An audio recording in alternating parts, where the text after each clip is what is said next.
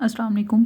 अब हम डिस्कस करेंगे स्पर्मेटोजेनेसिस को एक शॉर्ट समरी की फॉर्म में। ठीक है, स्पर्मेटोजेनेसिस बेसिकली स्टार्ट होती है पबर्टी पे। इससे पहले जो है वो सिर्फ प्रीमोडियल जर्म सेल्स होते हैं, वो सेक्स कॉर्ड में होते हैं। ठीक है, और वो किस तरह उनकी अपीयरेंस होती है कि वो लार्ज पेल सेल्स होते हैं और उनको सराउंड कर रहे होते हैं सर्टोली सेल्स, जो कि हमारे पास क्या होते हैं, स्पोर्टिंग सेल्स होते हैं। अब हम बात करते हैं कि पबर्टी जब करीब होती है, ठीक है, तो उससे पहले हमारे पास क्या चेंजेस आते हैं। जो सेक्स कोड होते हैं ना, उनके अंदर हमारे पास क्या बनता है, एक ल्यूमन बन जाता है। ठीक है, और वो हमारे पास क्या बन जाती है, किस में कन्वर्ट हो जाते हैं, सेमिनिफेरेंस टेब्यूल के अंदर कन्वर्ट हो जाते हैं। दूसरी चेंज हमारे पास क्या आता है, जो हमारे प्रीमोडियल जर्म सेल्स हैं वो किस में चले जाते हैं, वो चेंज होकर डिफ्रेंशिएट होकर स्पर्मेटोगोनियल स्टेम सेल में चले जाते हैं। अब पबर्टी के बाद क्या चेंजेस आते हैं कि इन्हीं स्पर्मेटोगोनियल स्टेम सेल में से कुछ सेल्स को लिया जाता है। ठीक है, और उनको वो किस में कन्वर्ट हो जाते हैं, टाइप ए स्पर्मेटोगोनिया के अंदर कन्वर्ट हो जाते हैं।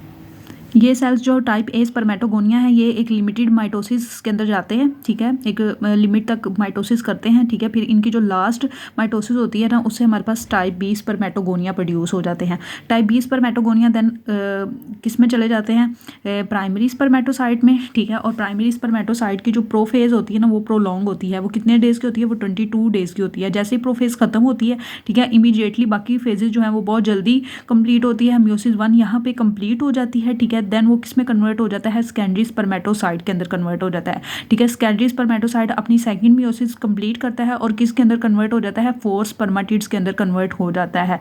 ठीक है, अब हम बात करते हैं कि इनकी जो रेगुलेशन है वो किस तरह होती है। रेगुलेशन इस तरह होती है कि जो हमारे पास पोस्टीरियर पिट्यूटरी है, वहाँ से हमारे पास एक हार्मोन रिलीज होता है। ठीक है, वो LH ये आकर किसके साथ बाइंड करता है, ये लीडिंग सेल्स होते हैं, उनके ऊपर रिसेप्टर्स मौजूद होते हैं, उनके साथ बाइंड करता है और स्टिमुलेट करता है किसको, टेस्टोस्टेरोन एक हार्मोन है, मेल सेक्स हार्मोन है टेस्टोस्टेरोन, उसकी प्रोडक्शन को इंक्रीज करता है, स्टिमुलेट करता है। जब वो उसकी प्रोडक्शन इंक्रीज होती है, स्टिमुलेट होती है, ठीक है, वो जाकर किसको स्टिमुलेट करता है, टेस्टोस्टेरोन, वो सर्टोली सेल्स जो हमारे पास स्पोर्टिंग सेल्स थे उनको स्टिमुलेट करता है। ठीक है, वो आगे क्या करते हैं, वो स्पर्मेटोजेनेसिस जो है ना उसको इंक्रीज करते हैं, उसको स्टिमुलेट करते हैं। दूसरा हमारे पास हार्मोन है FSH, ये आकर बाइंड करता है किसके साथ, ये भी पोस्टीरियर पिट्यूटरी से रिलीज होता है।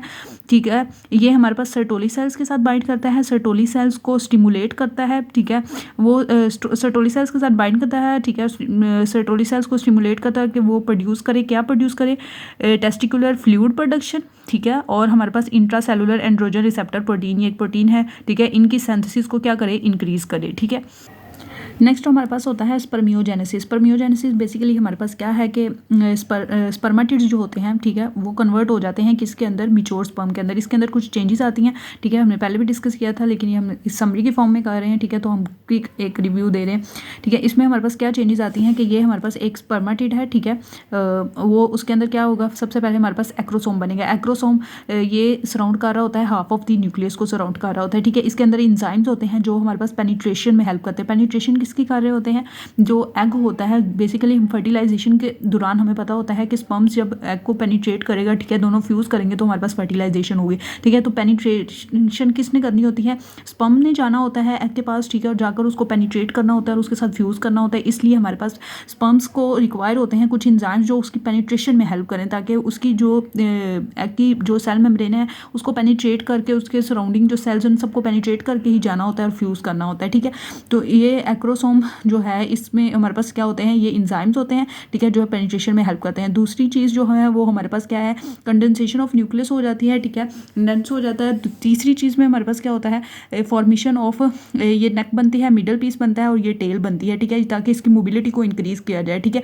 और हमारे पास क्या होता है, शेडिंग ऑफ साइटोप्लाज्म। ठीक है, जितना भी एक्स्ट्रा साइटोप्लाज्म है उसको शेड ऑफ कर दिया जाता है। सिर्फ जो ज़रूरी चीज़ें होती हैं, ठीक है, उसको लिया जा सकता है, ताकि क्या हो सके कि वो मैक्सिमम, क्योंकि आपको पता है कि इसकी जर्नी जो होती है वो लॉन्ग होती है, इसलिए वो क्या कर सकता है, अपने साथ ज़्यादा चीज़ें नहीं रख सकता है। ठीक है, अगर वो ज़्यादा चीज़ें रखेगा, साइटोप्लाज्म सब कुछ रखेगा, ठीक है, तो वो इतना ना मोबाइल होगा। ठीक है, ना वो इतना फ्रीली मूव कर देगा और ना वो इतना लॉन्ग जर्नी जो है उसको कंप्लीट कर पाएगा। इसलिए वो क्या करता है, सिर्फ जो ज़रूरत की चीज़ें हैं, जिस तरह हमारे पास ये इंजाइम्स है, पेनिट्रेटिंग इंजाइम है और बाकी चीज़ें, उन चीज़ों को लेकर जाता है।